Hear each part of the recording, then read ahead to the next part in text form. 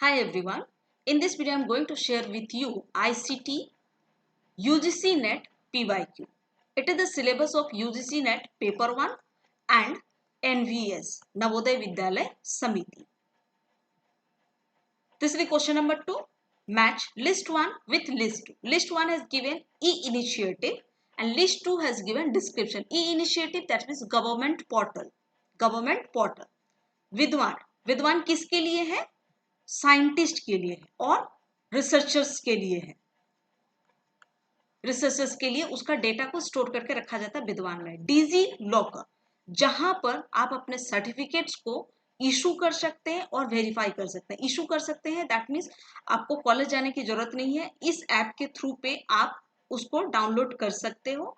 Download करना उसको बोलते हैं इशू करना एंड वेरिफिकेशन करना, आपका सर्टिफिकेट ओरिजिनल है कि नहीं है उस चीज का भी वेरीफाई आप कर सकते हो। यहाँ पर साक्षात साक्षात इससे आप समझिए साक्षर होना तो कैसे होइएगा? पढ़ लिख के साक्षर होइएगा।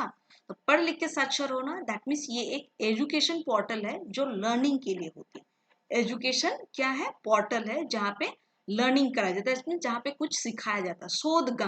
शोध गंगा जहाँ पर आपको थीसिस के पेपर, जनरल पेपर ये सारे मिलेंगे। जो पीएचडी होल्डर्स हैं, गवर्नमेंट ने क्या किया, जो हम लोग का पेपर जो होता है ना, पीएचडी होल्डर्स के दो टाइप के होते हैं, एक होता है नेशनल और एक होता है इंटरनेशनल। तो नेशनल एंड इंटरनेशनल वाला में बहुतों का पेपर नहीं आता है, दैट मीन्स उसके लेवल का नहीं होता है तो वो लोग पब्लिश नहीं। तो ऐसे में ना पीएचडी होल्डर्स को जो होता है काफी टाइम लगता है।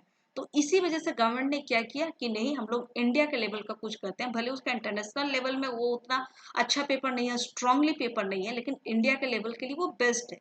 तो इसी वजह से शोध गंगा निकाला गया। तो शोध गंगा में क्या होता है, आप अपने पेपर को पब्लिश कर सकते हो। जो पीएचडी होल्डर्स है या ऐसे भी अगर आपको कोई पेपर में इंटरेस्ट है, यहाँ पर आप अपने जनरल पेपर पढ़ भी सकते हो। किसी का जनरल पेपर जो है अगर आपको पढ़ना है, अपने टॉपिक से रिलेटेड है, तो आप वहां से भी पढ़ाई कर सकते हैं। तो ये mainly for the general paper है।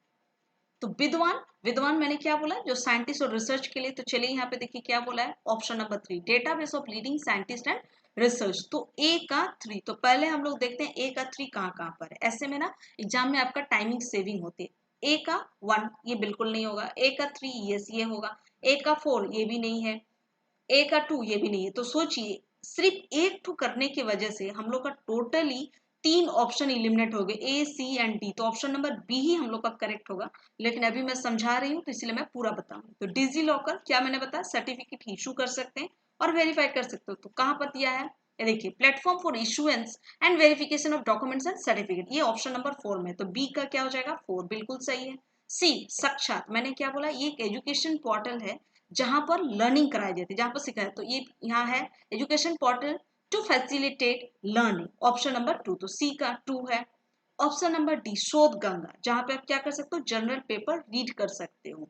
तो ये repository for full text thesis, e books and journals, यहाँ पर आपको शोध गंगा में मिल जाएगा। तो डी का 1 ये है। तो option number B is the correct answer. मैंने आपको दोनों मेथड बताए, ये सब का क्या मीनिंग होता है वो भी मैंने बताया, शॉर्टकट ट्रिक्स भी मैंने बताया कि कैसे एक ऑप्शंस के थ्रू बाकी जो ऑप्शंस आप एलिमिनेट कर सकते हो।